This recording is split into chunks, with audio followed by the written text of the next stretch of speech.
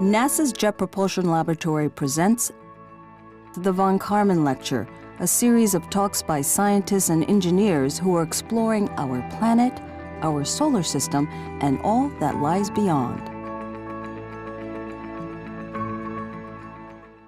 Hello, and welcome to this edition of the 2023 Von Karman series. My name is Nikki Weirich from JPL's Office of Communications and Education, and welcome to a discussion on NASA's Deep Space Network turned 60, What's Next?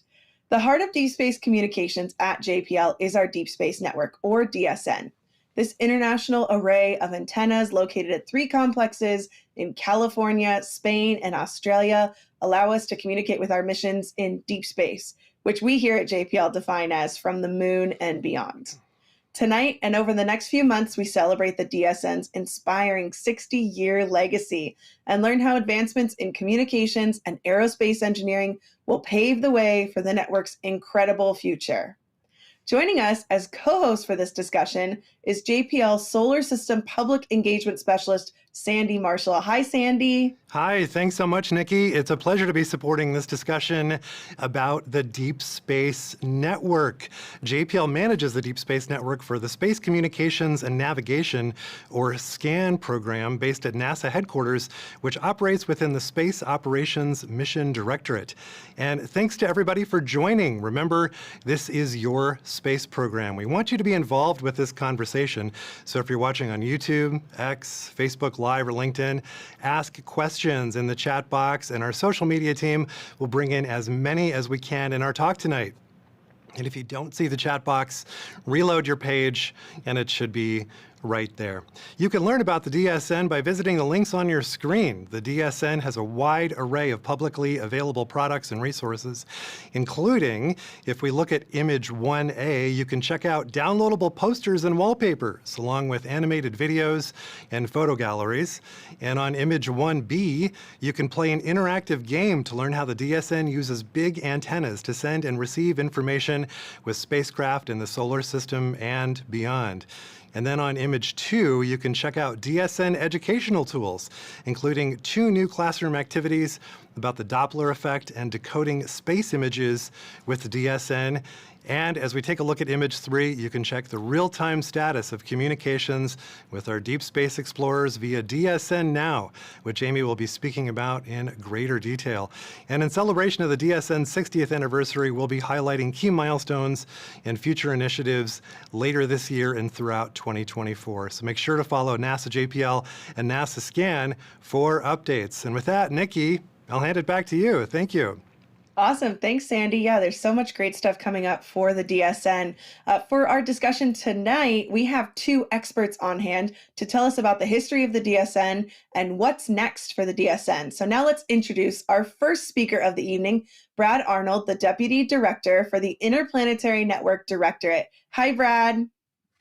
Hey, Nikki.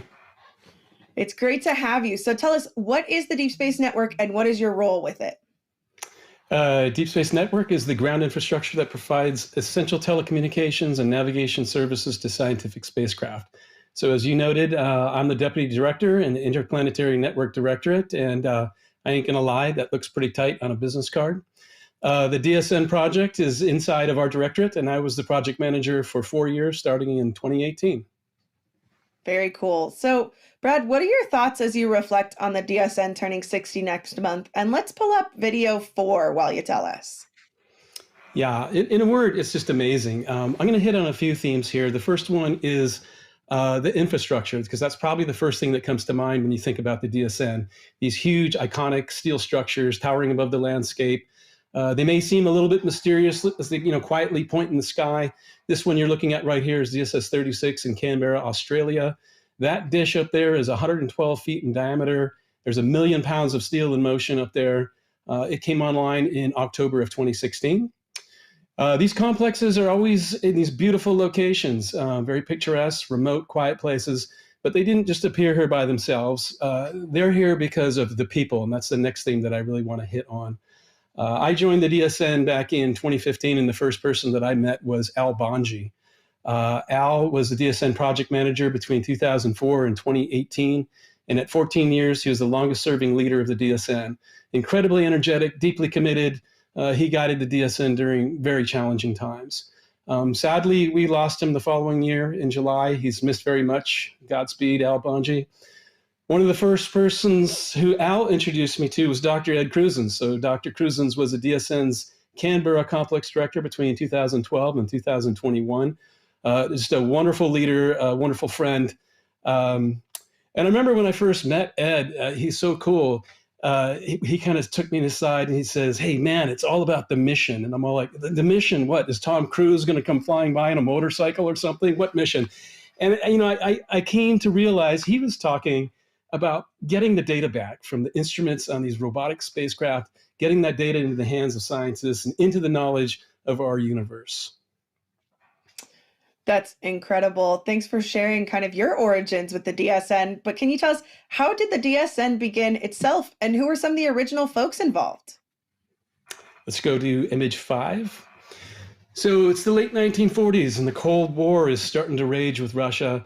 In October 4th, 1957, the Soviet Union stunned the world when they launched Sputnik 1, right? It was shocking. And then a month later, before we had anything off the ground like that, they launched a dog. They launched Laika, and she orbited the Earth several times. And we're like, what? But we were working on it. We were working on rockets at that time at JPL and elsewhere in the Army. And then January 31st of 1958, we launched Explorer 1. So here are some of the key members of that team holding it up. The guy on the right is Werner von Braun, AKA rocket scientist. But to make this project work, the JPL telecom engineers had to build and operate a tracking network around the world to get the signals back from it. And those are the precursors to the DSN right there. NASA was officially established in October of 1958.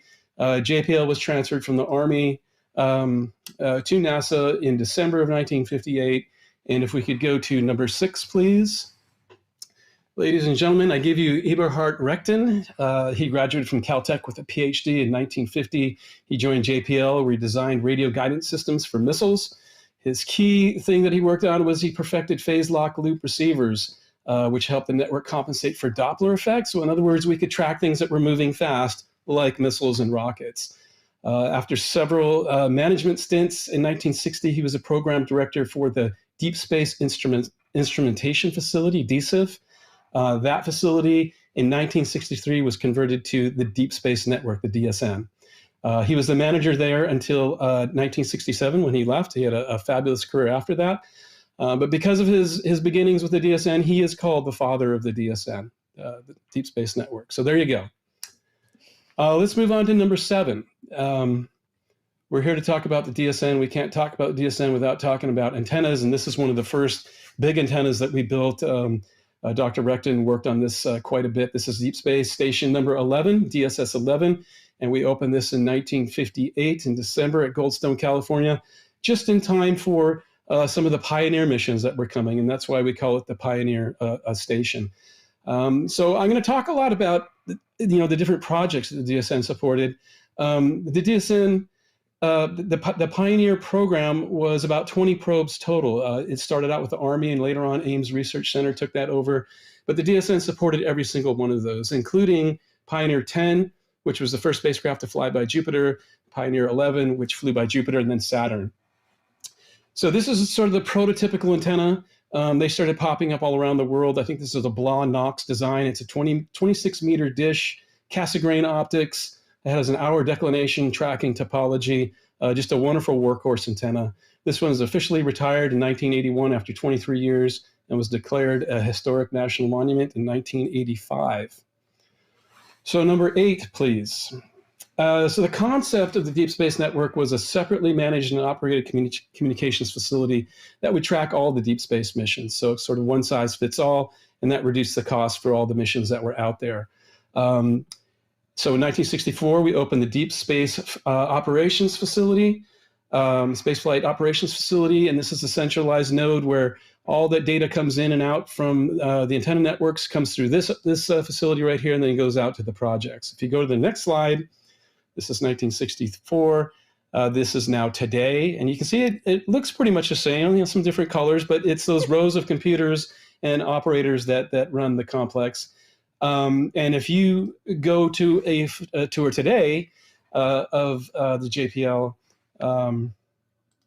Jim McClure will give you a tour and he'll show you the center of the universe, which we proudly claim is here at this facility. Ah, the center of the universe. So, I mean, the heart of the DSN, it's been around for 60 years officially in title, as we just said, and it's enabled many missions. So, Brad, tell us, what are some of the first big missions that the DSN supported? Sure. Let's go to number 10. So I already mentioned there were about 20 Pioneer missions that were in this sort of time frame. So here's just a suite of the programs that were happening at the time. So there were 9 Ranger missions. These were designed to be lunar impactors. About half of them worked, half of them didn't. The Mariner missions, which started in 1962, 10 spacecraft that visited Mars, Venus, and there was some mixed success here as well.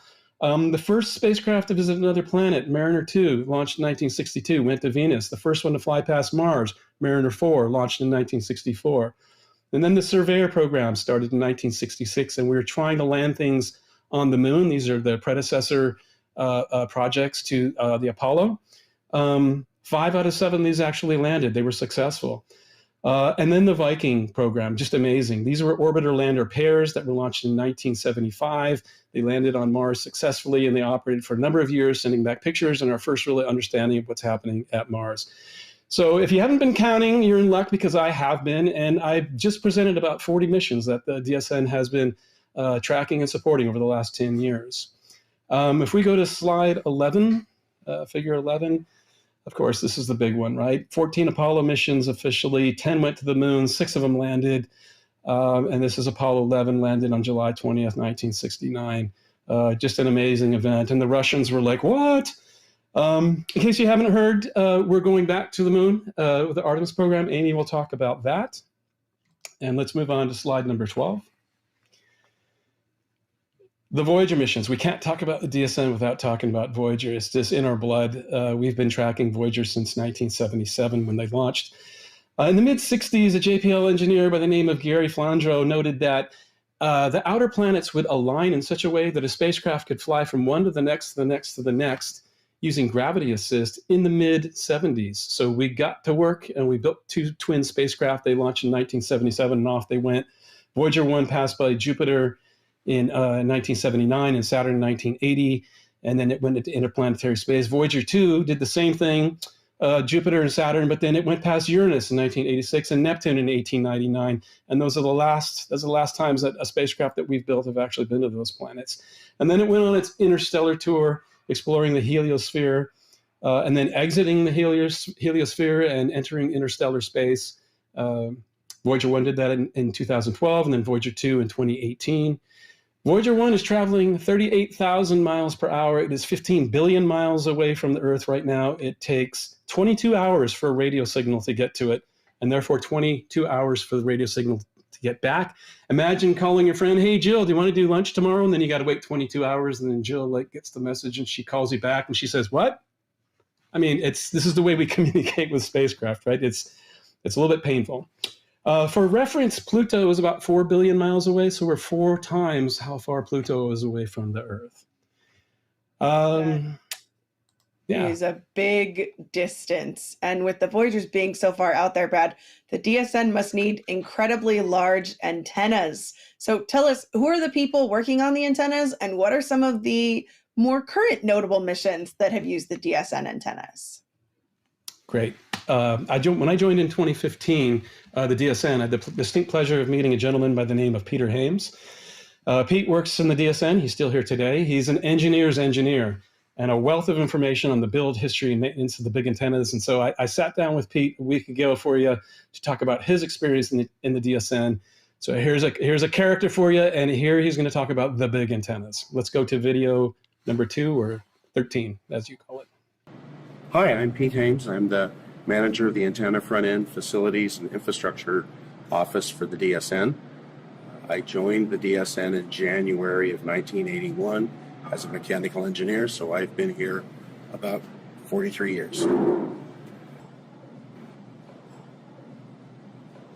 Before I moved into DSN management, I did a lot of technical work on the 370-meter antennas, and I think people are used to what these antennas look like. These are big antennas. They have about an acre of dish surface, which helps them out. Some of the work that I've done on the 70-meter antennas is to replace the elevation bearings, which sounds fairly minor, but the elevation bearings are a little over a meter in diameter, and 4 of these bearings support a tipping weight of 7 million pounds. And so they have quite a large capacity. And it takes a lot of work to do it, and the bearings are pressed on to tapered shafts, and you can see what the shaft looks like here. Key part of the DSN is the people, the engineering staff, the operations staff, and especially the people at the stations that do all this work in any weather, hundreds of feet off the ground on the 70-meter antennas. They do it with a smile. And the 70-meter antennas have been such a major part of my life that I celebrate that with a DSN 70M license plate on my car. I wish the DSN a happy 60th birthday and hope for at least another 60 more.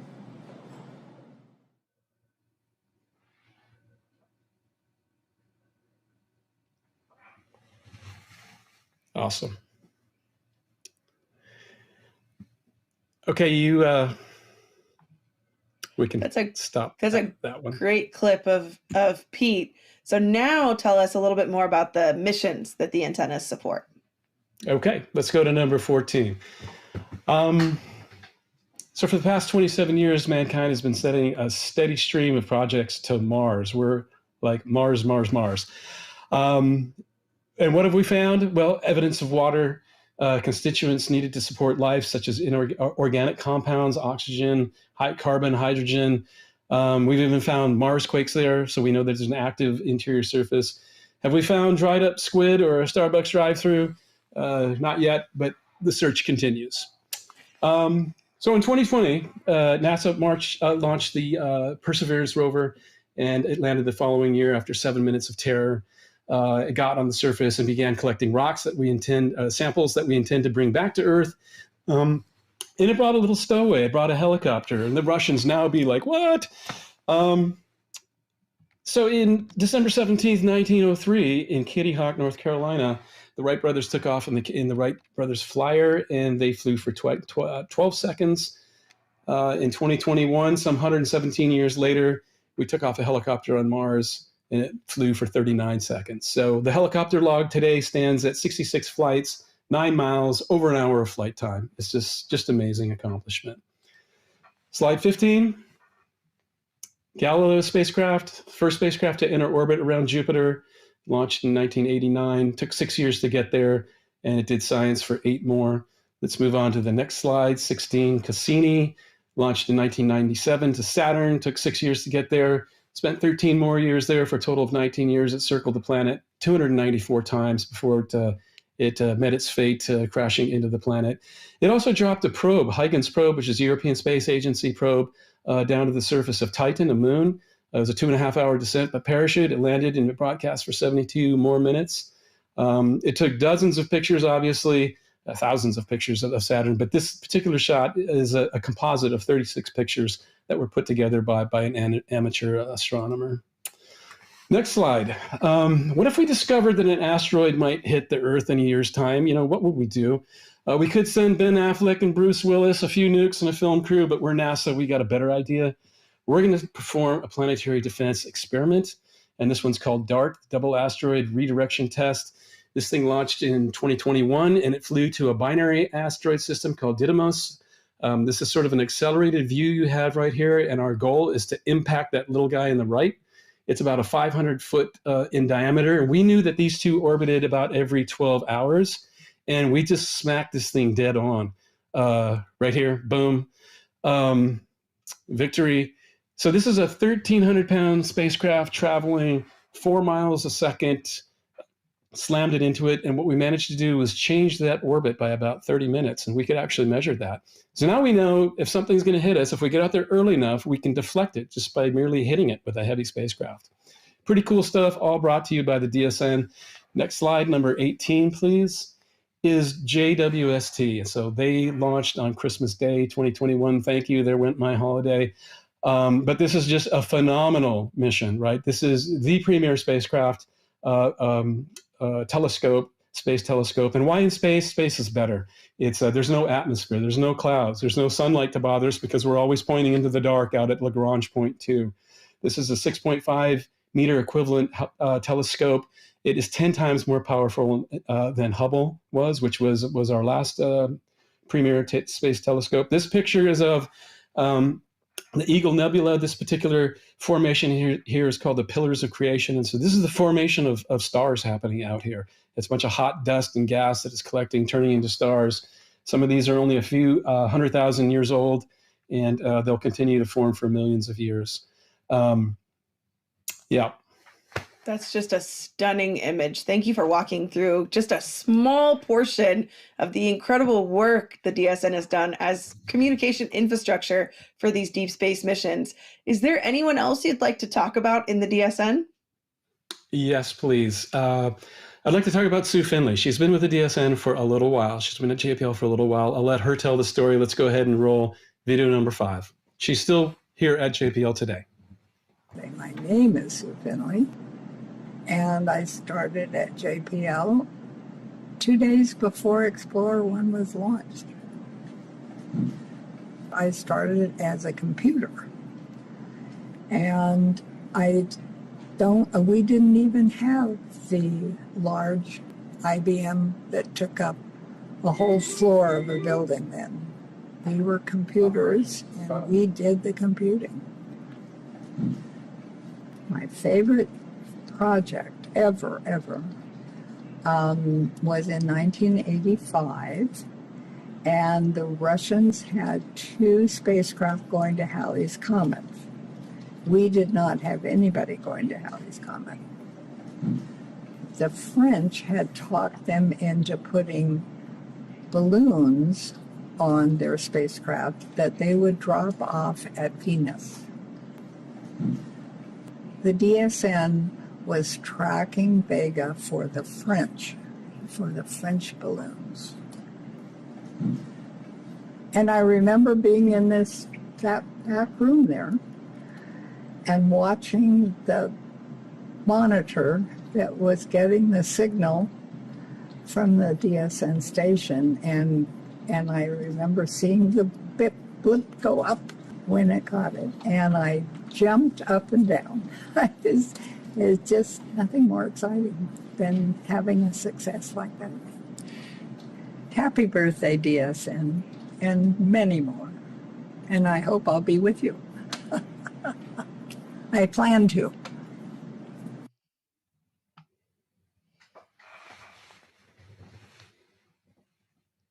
Thanks for sharing that, Brad. It's so nice to hear from her. What a sweet message there at the end, too.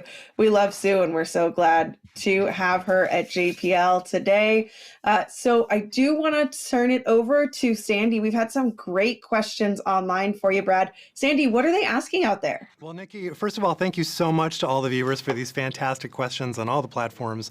Brad, we have some really, really interesting questions. First of all, you mentioned Voyager earlier, and Bruce on YouTube asks, Voyager 1 is currently 15 billion miles from Earth. Will it move beyond the DSN range, or will its power output fall below what is needed to communicate? A fantastic question.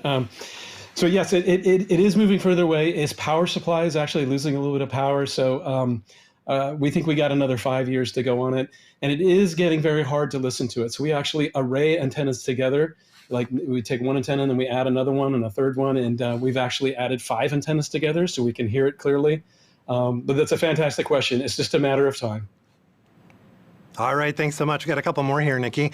Brad, another one here for you. This one's from Missy on Facebook, who asks, hi, NASA and JPL. My 12-year-old son, Max, and I have a question. Could NASA's Deep Space Network be used to communicate with astronauts if we land on Mars? And then Missy continues, we're reading The Martian together, great book, and wondering how realistic the communication systems are in the book. Thank you. Great questions. When humans get to Mars, the DSN absolutely will be the thing to communicate with it. We will be there. It will look differently. Maybe we'll be communicating by lasers, hopefully. That'll be a higher data rate so we can get video live feeds back and things like that. So the DSN is the answer. I also saw The Martian. I didn't read the book, and I thought there was parts of The Martian that were actually, very spot on, and parts that were kind of not. It was a little bit Hollywood. But I think it was pretty faithful in some of the communication, with exception of, the delay, that one-way delay time is really significant. From Mars, it's anywhere between 8 minutes and 30 minutes or something like that one way. So if you said hello, you'd have to wait, half an hour to have the person say hello back. So that's a little nuance there. We can't beat the speed of light yet. So Sandy, let's do one more before we head into our second speaker. All right, thanks, Nikki. We got one more here. This one's from Julia, who asks, how do international communities cooperate on the DSN? Great one, Julia. Thank you. We absolutely collaborate with the international network. So one of the big ones is the European Space Agency. So they have a network of antennas around the world similar to us. And other countries are doing the same. Japan has a bunch of very capable antennas, capable systems of JAXA, and others. So we absolutely collaborate. We track their spacecraft, they track ours. Awesome. Thank you for that. We're going to come back for some more questions a little bit later on with Brad, but I do want to introduce our second speaker for the evening, Amy Smith, Deputy Project Manager for the Deep Space Network. Hi, Amy. Hello. Thank you so much for having me. Oh, we're thrilled to have you. So tell us, what is your role with the DSN? Yeah, I am the Deputy Project Manager for the Deep Space Network.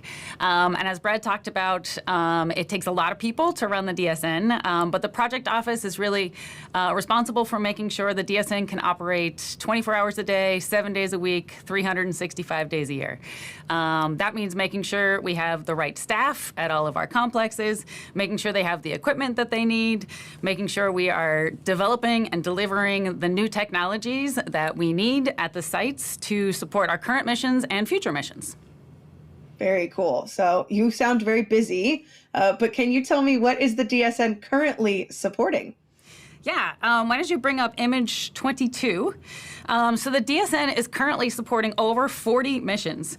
And this set of pictures here is just a sampling of some of the images that are returned through the DSN. So we've got images from James Webb Space Telescope, like Brad talked about, images from the Juno spacecraft, some of our Mars explorers there with Perseverance and Ingenuity, and of course, the Artemis program, which is very exciting.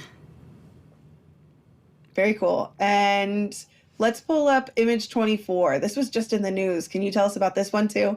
Absolutely. So in supporting all of the missions, they have these critical events that are very exciting and big, important milestones for the missions, and the DSN gets to be there alongside them for these exciting days. So recently, we supported OSIRIS-REx and their sample return, bringing back a sample of Bennu. If you go to image 25, just last month, we supported the launch of Psyche. So we love to be there to support the missions and make sure they're getting the data they want on those very exciting days. So, I mean, we're doing all of these incredible things. The DSN really is this critical piece of infrastructure that enables these deep space missions. So what exactly does it look like? That's a great question. So the Deep Space Network is made up of 3 different complexes around the world. They're about 120 degrees apart, so that as the world turns, your spacecraft can always see one of our big antennas. So if you look at image 26, this is a picture of our station outside of Canberra, Australia. If you go to the next image, you can see a picture of Goldstone, which is right here in our backyard in California. And the next image shows our site outside of Madrid in Spain. So you can see each of these sites is made up of several antennas. And our antennas kind of come in 2 flavors these days. So if you go to image 29, you can see a picture of our 70-meter antenna that Pete talked about. Just to give you a sense of scale, it's very hard to imagine what a 70-meter antenna would look like. But if you put it here in the middle of a football field, it would take up 3/4 of the football field. So those are our big listening ears. They're for talking to those missions that are far, far away. And then if you go to the next image, this is one of our 34-meter antennas. So each of our sites have multiple 34-meter antennas. We kind of refer to these as our workhorse antennas. So these can be used alone to talk to spacecraft. They can be arrayed together. And we've got several of these across the network.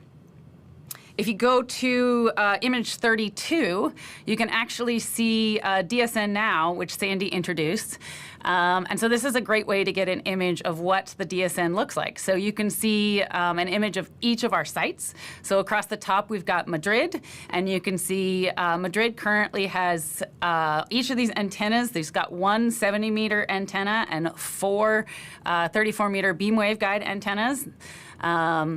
And you could see Canberra that has 4 antennas, and Goldstone also has 4 antennas.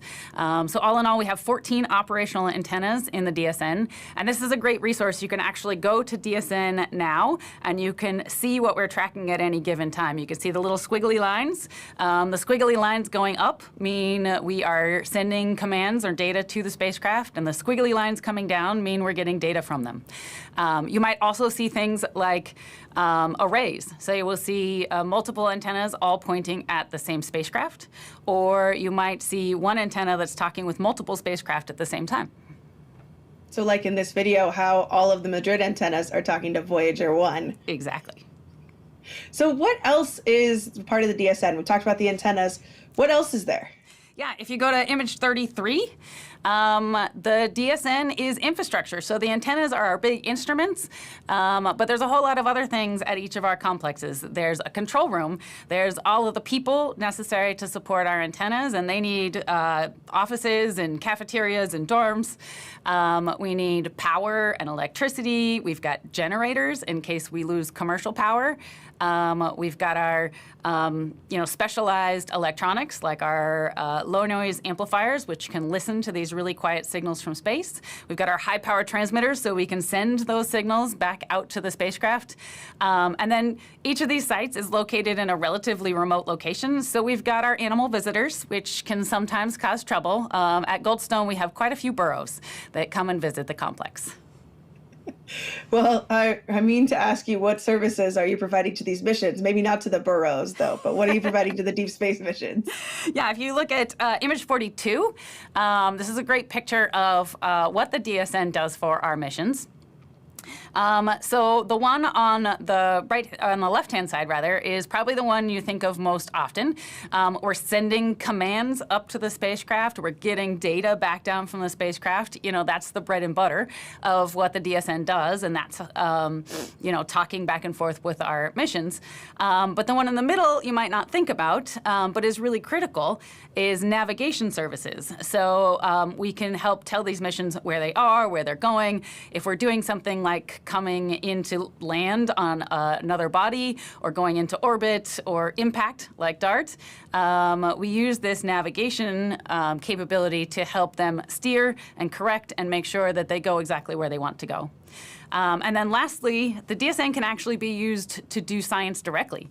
We've got a high-power radar where we can look at objects in the solar system and see where they are and catalog them. We can also learn things about different planets if we have a spacecraft that's maybe coming out from behind a planet that has an atmosphere.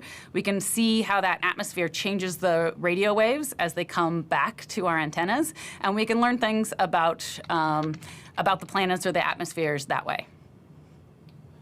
Very cool. So we've got these great capabilities. Moving forward, what are some of the big missions that the DSN will be supporting? Yeah, so I mentioned before we're currently supporting 40 missions. We've got 40 more missions in development that we're supporting and we'll be preparing to support. If you go to image 37, a couple of the exciting things that are happening next year. So Europa Clipper is getting ready to launch. So you can see a picture of it at JPL going through its final stages of integration and test, and it is slated to launch about a year from now. And then, of course, if you go to image 36, everybody is very excited about the next Artemis mission, which will have people on board. So the DSN will be supporting Artemis from a few hours after launch to a few hours before splashdown, which is a very exciting thing. I think everybody at NASA is very excited about our next human missions. Oh, absolutely. So we've talked about these incredible things that it's done and where it's going next. And I mean, supporting Artemis, that's so exciting. How will this critical infrastructure expand to fit the growing needs of deep space communications? Yeah, so one of the things that we're doing is building more antennas. If you look at image 44, the DSN is currently about 2/3 of the way through a project to deliver new 34-meter beam waveguide antennas to all of our complexes. So if on this picture, you can see here a little bit of the process of building the antennas. And the pictures there on the right-hand side are the delivery of 2 antennas in Madrid. One was delivered in 2021 and one in 2022. And so those are operational at this point. Very cool. And you've got a little video for us for what it looks like to build an antenna, right? So let's cue video 49. Yeah, so building these antennas takes a few years, but this is a great video to show you what the process looks like. So first we dig a big giant hole, and then we build a pedestal. The pedestal is a ton of concrete and rebar, and it not only houses our electronics, but it has to support that 1,000,000 pounds of antenna that sits on top of it and moves. So we build that pedestal, we backfill around it, and then we can start building up the antenna itself. So you'll see we start to build part of the antenna right there on the pedestal, but we actually build part of the antenna off to the side. So you could see we are building up what we call the alidade, which is the structure that holds up the antenna, and then on the side we build up the reflector structure. And then on one very exciting and terrifying day, we bring a giant crane in and we lift up that reflector structure and we put it on top of the alidade. We're not done, though. We still have to put in panels. We still have to test and characterize the entire antenna. We've got to install all our electronics. And then there's a whole bunch of facilities that goes along inside and outside. You know, fire protection, HVAC, networking, power. We've got to pave it. We've got to put in fences and cameras and badging and doors and windows and all of those things. So, and then we go through a quite extensive set of testing to make sure that it's going to operate and fit in with all of the other antennas in the network. Very exciting. So there's actually a little bit of a new way to communicate. You mentioned Psyche earlier. Do you want to tell us quickly about that? Absolutely. If we jump to image 48, one of the things that we're doing in the DSN is looking at new ways to communicate. So we are currently looking at adding an optical receiver to our DSN antennas. So you can see a concept picture here of adding an 8-meter optical receiver in the center of one of our 34-meter beam waveguide antennas. And that would allow us to do simultaneous RF and optical communication. Optical is really exciting because it would allow us to get a lot more data in the same amount of time. So this would be very exciting for maybe our astronauts at Mars or some of our science instruments that have tons of data they'd love to bring back to Earth. So Psyche, which just launched, actually has a tech demo of the spacecraft side of things. So they're flying a deep space optical comm system, which is going to send signals back from space using lasers.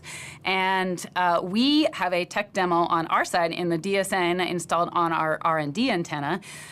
It's just 7 mirrors, so it's a small system. It's not as big as what you see on the right-hand side, but we'll be able to shadow track the DSOC instrument. As it sends its data back, we'll be able to look at it. We'll be able to test out our system and see what works and what doesn't work and figure out how to use this new technology in the future for the DSN. Very exciting stuff for the future. And you've actually gotten the audience really engaged. They've been asking a lot of questions. So, Sandy, what have they been asking for Amy? Well, Nikki, there's so many fantastic questions. And again, thanks so much to everybody for not only tuning in, but engaging with what you're curious about. So, Amy, I got a few questions here for you. Kathleen on YouTube asks, happy birthday, DSN. What are the biggest challenges that the DSN will face in the upcoming decades? I think one of the biggest challenges is just we've got so many places to explore and so many missions going on, and we're always adding more and more missions to the DSN. And so supporting all of those missions, making sure we're doing the right technology development, making sure we're deploying new antennas as necessary to support all of those missions. Excellent, thank you. And Lance on X asks, how do we pick the locations that we use for the DSN dishes? Yeah, so the important thing when selecting the location was that they're about 120 degrees apart, each of the sites, so that there's always one site in view as the world turns. And then, of course, for within each complex, we want to be able to array the antennas together. So they need to be close enough, but not so close that they interfere with each other. So we want to get them close enough, but not too close. Excellent. Thanks so much, Amy. I've got one more here for you. This is from Jim on YouTube, who's got a really good question about the DSN pipeline. Jim asks, is the DSN pipeline, i.e. comms demands, between Earth and Mars spacecraft the most congested? So I'm not sure if I can actually answer this question, but one of the exciting things about Mars is there's a lot of explorers, a lot of missions at Mars, but we don't have to talk to all of them directly. So a lot of the landers talk to the orbiters, and the orbiters talk back to Earth. And then we also, because all of those missions are in the same place, we can point one antenna towards Mars, and we could actually receive signals from 4 different spacecraft at one time. So that helps us deal with the volume of data coming from Mars.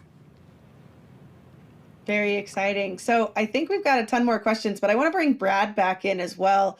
Sandy, fire away. I know the audience has been super engaged. Yeah, thank you so much. So Brad, first question here is for you. This is from Tyler on LinkedIn, who asks, any talks of a Voyager 3 with a possible trajectory in the direction opposite of the direction of our solar system's angular momentum around the center of the galaxy? I haven't heard that one, no. So I don't know that. There are always conversations about getting out to those outer planets again. And so once we did that, we would certainly continue beyond them if they weren't orbiters per se, if they were flyby missions. But they're pretty few and, hard to come by the funding for these kinds of things, and they take a long, long time to get there. But I have not heard of one going the other way.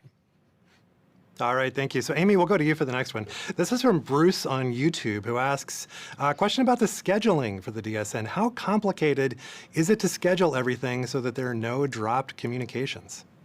Oh yeah, scheduling is definitely a really interesting challenge within the DSN. So most of our users, they can plan their missions really far in advance. So we actually start working on our schedules months and months in advance because we know exactly where the spacecraft are going to be and what kind of support they're going to need. So all the users, they put in their requests into our tools, and we do our best to get a schedule that will support everybody. And then once it gets down to it, the missions really talk amongst themselves to figure out how to do the final level of deconfliction. To figure out exactly how they will fill up the schedule, but everybody gets what they need. So it's a collegial process, you could say.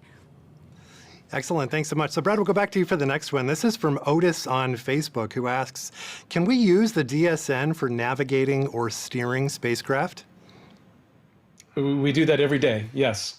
So Amy put up a slide where she talked about telecommunications, tracking, and the navigation is absolutely part of that. We use this, the antennas and the signals we get from the spacecraft to determine precisely where the antennas a spacecraft are. An example of that was in the mission that I showed, that DART that hit that asteroid. Based on the measurements that we took from our antennas, they only had to correct that trajectory 6 times, and it hit that 500-foot across rock that was 7 million miles away. So absolutely. Excellent, thank you. And Nikki, if we have time for one more, we have a really good Yes. career question here.